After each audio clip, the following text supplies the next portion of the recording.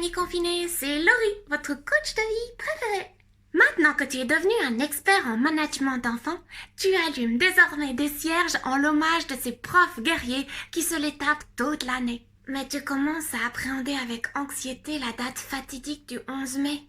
Eh oui, le déconfinement t'angoisse grave. Au fond, tu aimais bien ce rendez-vous avec toi-même. Ça t'empêchait surtout de retrouver un boulot complètement con et dénué de sens. Et puis, si tu es chômeur longue durée, tu te sentais enfin soutenu par tout le reste de la population confinée, comme un élan de solidarité involontaire. Tu n'as aucune envie de retrouver ta culpabilité judéo-chrétienne en refusant les merveilleuses carrières de téléconseiller en centre d'appel ou distributeur de prospectus déguisé en pizza géante.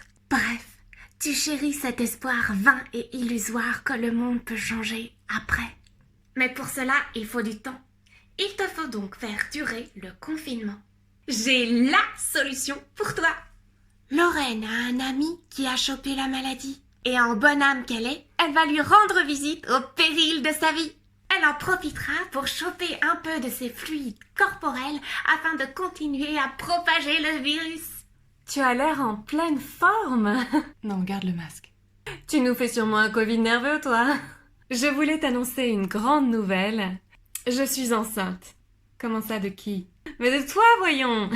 Oui, je sais, ça fait un choc. On se connaît depuis au moins 3 semaines. Évite de tousser dans ma direction.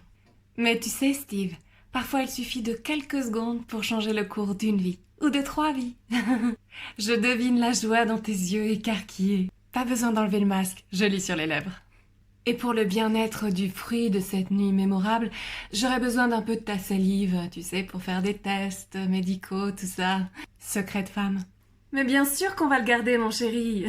Arrête de gesticuler, je ne comprends rien. Crache plutôt là-dedans. Je te souhaite un prompt rétablissement. De mon côté, je risque peut-être la fausse couche à cause du stress que tu m'infliges dû à ta maladie. Et puis ton absence cruelle pendant tout le défi de ma grossesse. Mais on s'en remettra. Salut! Tu n'as plus qu'à récupérer le précieux liquide, le diluer dans un peu d'eau. Un coup au congélo, le mettre dans un vaporisateur. Dès que l'épidémie ralentit, tu vas relancer la machine en vaporisant tous tes miasmes. Petite astuce confinée. Essaie de vaporiser un jour de chaleur comme si tu utilisais un brumisateur. Et surtout, porte bien un masque pour ne pas t'auto-contaminer. Si la deuxième vague de confinement dure assez longtemps, tu n'auras peut-être plus jamais à travailler. Ne me remercie surtout pas et à très bientôt pour un nouveau tuto de Laurie, coach de vie.